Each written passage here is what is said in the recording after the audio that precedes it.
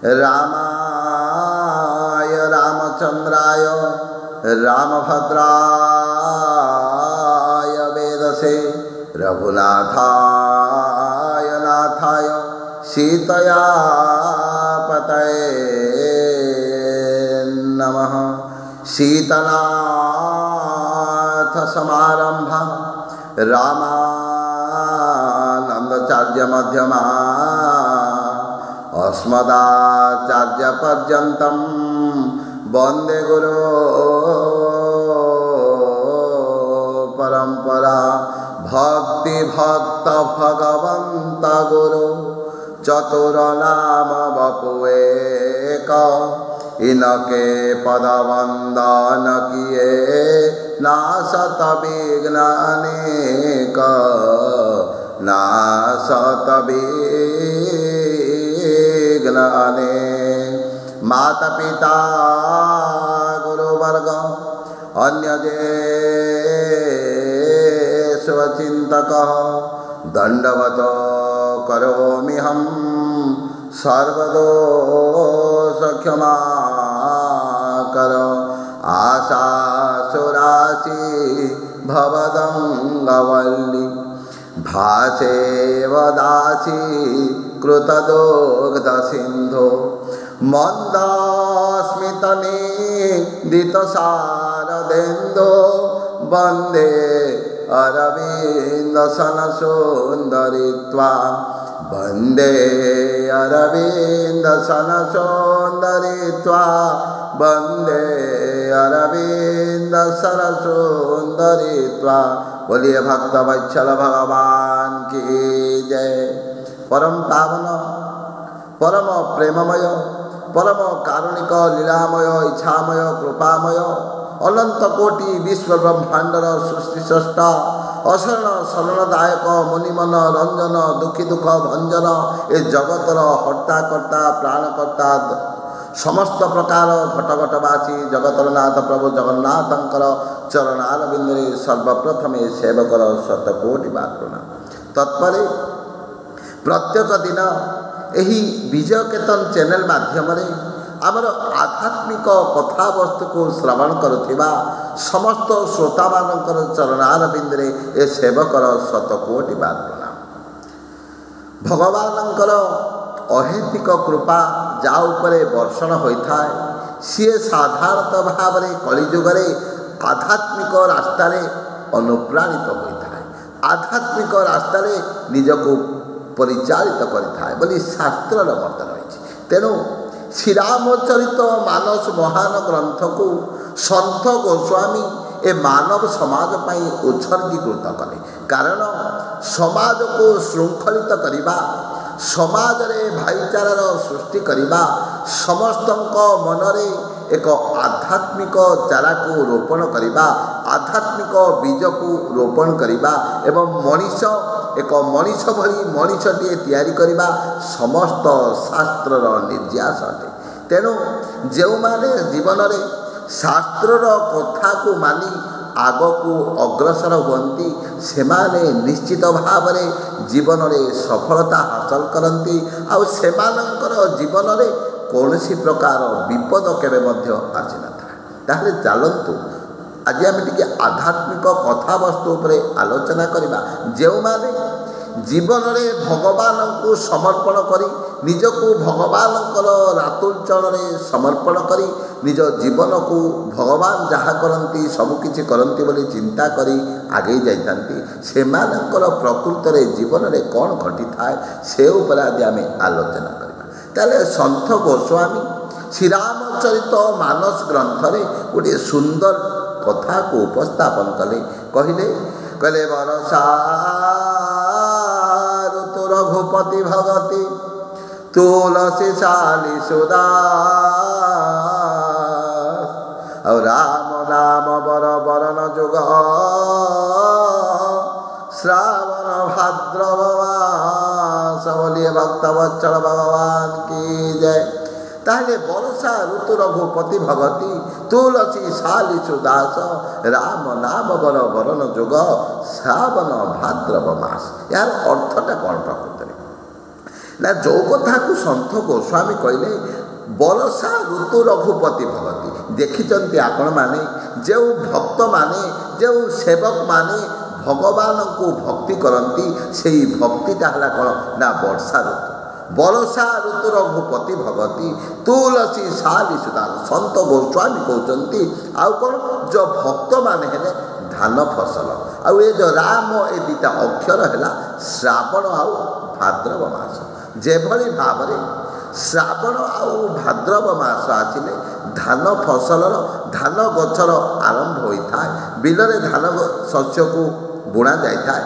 ଠିକ୍ ସେହିଭଳି ଭାବରେ ଯେଉଁମାନେ ଭଗବାନଙ୍କୁ ଅହର୍ନିଶି ଭକ୍ତି କରିଥାନ୍ତି ଠିକ୍ ସେହିଭଳି ଭାବରେ ଶ୍ରାବଣ ଭାଦ୍ରବ ମାସରେ ଯେଭଳି ଭାବରେ ବର୍ଷାର ଆଗମନରେ ଧାନ ଫସଲର ଆରମ୍ଭ ହୋଇଥାଏ, ଯେଉଁମାନେ ଅହର୍ନିଶି ଭଗବାନଙ୍କର ନାମ କୀର୍ତ୍ତନ କରିଥାନ୍ତି ଠିକ୍ ସେହିଭଳି ଭାବରେ ତାଙ୍କ ମନରେ ଏକ ନୈସର୍ଗିକ ଆନନ୍ଦ ମିଳିଥାଏ। ତେଣୁ ସନ୍ଥ ଗୋସ୍ୱାମୀ କହିଲେ ବରଷା ଋତୁ ରଘୁପତି ଭଗତି ତୁଳସୀ ଶାଲି ସୁଦାସ। ରାମ ନାମ ବର ବରନ ଯୁଗ ଶ୍ରାବଣ ଭାଦ୍ରବ ମାସ। बोलिए भक्त वत्सल भगवान की जय। ताहले अरे राम नाम कौन कहे सब साधन है सुन। अंक गए कछु हाथ नहीं अंक रहे 10 गुण। बोलिए भक्त वत्सल भगवान की जय। राम नाम को अंक है सब साधन है सुन।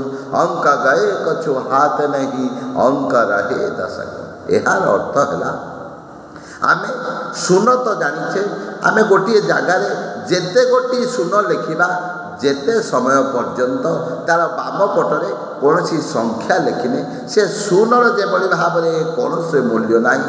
तेणु मानव जन्म लाभ कले यही मुख पाइले ए कर्ण पाइले ए सुंदर शरीर पाइले जदि यही मुख माध्यम यही कर्ण माध्यम भगवानंकर कथा को शुणिले नहीं भगवानंकर नाम को शुणिले नहीं यही कर्ण जदि भगवानंकर कथा शुणिला नहीं ताले ए जीवनर मूल्य से भली भाव में किछि न। तेणु अरे राम नाम कौन कहे सब साधन है सुन। अंक गए कछु हाथ नहीं अंक रहे 10 गुण। तेणु ए जीवन में जो माने समस्त कर्म कले मध्य जो माने भगवानंकर कथा को सुनती भगवानंकर नाम को कीर्तन करती गायन करती पठन करती एवं भगवानंकर तीर्थ को दर्शन करती से मानकर जीवनटा प्रकृत में धन्य हो जाए। आउ जो माने जीवन में भगवान को समर्पण हो जाए सबकि भगवान करती बोली चिंता करती भगवान तांको जीवन में केबे मध्य दुख दियंती ना। दिनकर कथा नदी रे गोटे डंगाटीए चली था डंगाटी अति सुंदर भाव में चली नाउरी कौन करुँची डंगाटी को आगक आगक नौ जेतेबेले नदीर मध्य भाग में डंगाटी पहुँचला से समय नाउरी कहूँ अरे शुण समस्ते वर्तमान कौन है ना डंगार भीतर को पानी प्रवेश करुच्ची आउ किछि समय पर डंगाटी बुड़ी जीवार संभावना समस्ते सही समय भगवान को कातरे डाकिले किंतु साधु जने सेतेबेले से डंगारे बसिचंती भगवानंकर भक्त जने से डंगारे बसिचंती सी कौन कहते कहले प्रभु मोते आनंद दियो डंगाटा बुड़े दियो मते आनंद दियो डंगाटा बुड़े दियो एपरि भावे कही कही से तांको माली को काली जप आरंभ करचंती। डंगारे जेते जन लोक बसी कहे बाबाजी ए भक्त कौन पागल हो गला कि नाउरी कहूँ डंगा भीतर को जल प्रवेश कलानी डंगाटा बुड़ी जीव ए बाबाजी जे नाचुची कौन आनंद से समय बाबाजी कहते अरे भक्त माने अरे लोक मैंने तुम्हें पागल हो जाइछ मु पागल होना कहीं ना भगवान जदि डंगाटी को बुड़े देवा चाहते तुम्हें मान कौन डंगाटी को रक्षा करदेव। तेणु भगवान जदि बुड़े देवा चाहिए आमे केते चेष्टा कले बुड़ी ଏହି ରକ୍ଷା କରିପାରିବା ନାହିଁ। ତେଣୁ ଭଗବାନ ଯାହା କରନ୍ତି ସବୁ ତାଙ୍କ ନିର୍ଦ୍ଦେଶରେ ହୋଇଥାଏ। ଆଉ କିଛି ସମୟ ଡଙ୍ଗାଟି ଚାଲିଲା, ସେହି ସମୟରେ ପୁଣି ନାଉରୀ କହୁଛି ବର୍ତ୍ତମାନ ଡଙ୍ଗାରୁ ପାଣି ବାହାରି ଯାଉଛି, ଡଙ୍ଗାଟି ଆଉ ବୁଡ଼ୁନି, ତରଙ୍ଗ ଉଠୁନି, ତେଣୁ ଡଙ୍ଗାଟି ଧୀରେ ଧୀରେ ଚାଲିବ। ସେହି ସମୟରେ ବାବାଜୀ କ'ଣ କଲେ, କହିଲେ ମୋତେ ଆନନ୍ଦ ଦିଅ ଡଙ୍ଗାଟା ଭସେଇ ଦିଅ, ମୋତେ ଆନନ୍ଦ ଦିଅ ଡଙ୍ଗାଟା ଭସେଇ ଦିଅ। କହିଲେ ଭଗବାନ ବର୍ତ୍ତମାନ ଯଦି ଡଙ୍ଗାଟାକୁ ଭସେଇବାକୁ ଚାହୁଁଛନ୍ତି, ଭଗବାନଙ୍କର ଇଚ୍ଛା ପୂର୍ଣ୍ଣ ହେଉ।